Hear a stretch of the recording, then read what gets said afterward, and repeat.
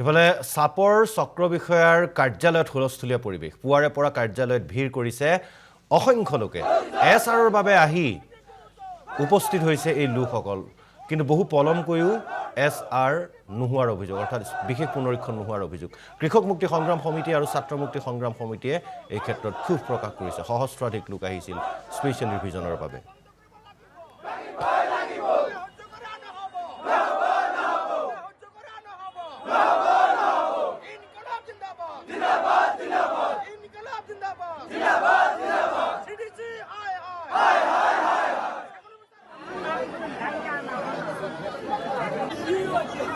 আমি শুনা মতে বিয়ালক CDC বাইদেউ নিজৰ টেবুলত বহাই লৈ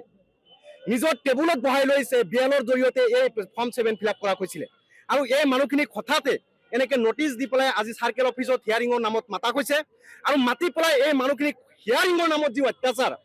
কোনো ধৰণৰ চিষ্টেম নাই আজি ৰাতিপুৱা 9 বজাত এই মানুহখিনিক ইয়াত মাতা হৈছে যে হিয়াৰিং হ'ব কিন্তু এতিয়ালৈকে তেখেতসকলৰ কোনো অফিচাৰ বা হিয়াৰিং কোন বিষয়াই ল'ব এই কথাটো তেখেতসকল নিজে নাজানে গতিকে কেনেকৈ হিয়াৰিং কৰি আছে আপোনালোকে মানুহৰ ওপৰত ইমান অত্যাচাৰ কিয় এই মানুহখিনি প্ৰকৃত ভাৰতীয় মানুহ প্ৰথমে আপোনালোকে ঘৰ ভাঙি দিলে উচ্ছেদ কৰিলে এই মানুহখিনি আজি যে আপোনালোকে ফৰ্ম 7 ফিল আপ কৰি এই মানুহবিলাকৰ যে নাম কৰ্তন কৰি আছে এই মানুহবিলাক ক'ত যাব এই মানুহবিলাকৰ ঘৰ ক'ত আছে এই মানুহবিলাক ভূমিহীন মানুহ হয় নে নাই তাৰ কাৰণে আপোনালোকে জৰীপ কৰা নাই কোনো তদন্ত কৰা নাই গতিকে তদন্ত কৰি এই মানুহখিনি উচ্ছেদিত মানুহখিনিক আচলতে ক'ত দিব আপোনালোকে সেইটো আগতে থিৰাং কৰিব লাগিব বিলাসীপাৰা সমষ্টিত মুছলমান 20,000 ভোট কৰ্তন কৰি অশোক কুমাৰ সিংগী নামৰ এই অপদাৰ্থ ব্যক্তিজনে MLA হোৱাৰ স্বপ্ন দেখিছে আজি চৰুৱা বাকৰা চিৰাকটাৰ যিখন যিসকল মানুহ আহিছে হেৰিঙৰ নামত কেৱল নাটক আৰু নাটক ছাগল বেচৰজনৰ কথা ঠিক নাই গতিকে অশোক কুমাৰ সিং SR কমিটিৰ চেয়াৰমেন অশোক কুমাৰ সিংগী তোমার যে অন্যায় তোমার যে দাদাগিরি